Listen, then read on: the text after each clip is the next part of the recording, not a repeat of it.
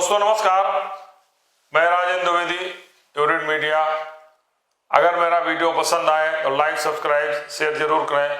आज मैं आप एक ऐसे ऐतिहासिक विषय पर चर्चा करने जा रहा हूं जो आने वाले दिनों में देश की सियासत का व्यापक बदलाव करेगा। वो है जनगणना। कल 1 अप्रैल 2026 को इतिहास के पन्नों में स्वर्ण अक्षरों में लिखा जाएगा, क्योंकि 1 अप्रैल 2026 से जातीय जनगणना की शुरुआत हो रही है, जो 2 चरणों में होगी। पहले चरण में मकान और जो संसाधन, पानी, बिजली, सड़क, आप क्या क्या उपयोग करते हैं, गैस सिलेंडर से लेके 33 बिंदु हैं, उस पर आपकी प्राथमिक जानकारी ली जाएगी। और दूसरा चरण जो 1 मार्च 2027 से शुरू होगा, उसमें व्यक्तिगत सूचनाएं होंगी, नाम, जाति, आयु और डिटेल्स होंगे, वो व्यक्तिगत डिटेल्स होंगे, वो दूसरे चरण में लिया जाएगा। और यह जनगणना चरणबद्ध में की जा रही है। हर राज्य के अपने अलग अलग कार्यक्रम दिए जा रहे हैं। पहली बार डिजिटल होगा। दूसरा है स्वच्छ जनगणना। आप अपनी सूचनाएं जो संबंधित बिंदु हैं उस पर दे सकते हैं, और उसके लिए आयोग ने एक साइट भी दी है, census.gov.in/SE। तो आप खुद भी उन सारे बिंदुओं पर अपनी सूचना दे सकते हैं।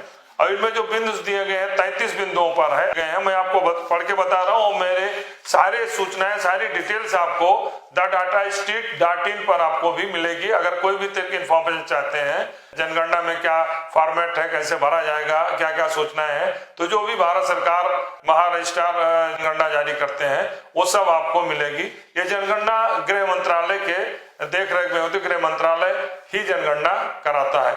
इसमें एक बात अलग है कि जातीय जनगणना कैबिनेट निर्णय तो जरूर हुआ है, वो ले किया गया था, लेकिन जितने भी आदेश जारी हो रहे हैं गृह मंत्रालय द्वारा या गजट जारी हो रहे हैं, उसमें केवल जनगणना लिखी जा रही है। अब हम आपको उन बिंदुओं को बता रहे हैं जिन बिंदुओं को प्रथम चरण में जनगणना होगी। उसमें आप मकान का नंबर क्या है, और मकान का फर्श, मतलब मकान के प्रकार का है कि आप कच्चा है, पक्का है, फर्श क्या है, छत क्या है, सब डिटेल होगा। दूसरा आपका है क्या आप सामान उपयोग करते हैं, मकान में आपका जो उपयोग किया गया सामान हो, कैसा सामान है, कच्चा सामान है, सीमेंट है, मोरंग है, या आपने लकड़ी का वुडन का प्रयोग किया है। आपके परिवार के मुखिया का नाम पुरुष है कि महिला है, पारिवारिक संख्या दी है, वैवाहिक संख्या दिया गया है। और इसके अलावा जो मूलभूत आवश्यकताएं हैं, जैसे पेयजल का आपका क्या स्रोत है, आपके पास बिजली की क्या स्रोत है, आप शौचालय का आप है कि नहीं, रसोई घर की स्थिति क्या है, टेलीविजन, रेडियो, लैपटॉप, गाड़ी में साइकिल, मोटरसाइकिल, कार क्या उपयोग है, सारे सूचनाएं हैं। और अंत में आपको मोबाइल नंबर दिया गया है 33 पॉइंट से। ये 33 पॉइंट हमारे thedatastate.in पर आपको मिलेंगे, और सारी डिटेल सूचनाएं जैसे जैसे जनगणना के बारे में सूचना आती जाएगी, आदेश जारी होते हैं, वो आपको thedatastate.in पर मिलते रहेंगे। और ये ऐतिहासिक निर्णय के साथ ऐतिहासिक परिवर्तन भी आएगा आने वाले दिनों में। अब इसकी शुरुआत कल होगी कि 1931 जातीय जनगणना हुई थी। उस समय देश आजाद नहीं था। आजादी के बाद पहली बार जातीय जनगणना हो रही है और डिजिटल हो रही है, इसलिए बहुत महत्वपूर्ण है।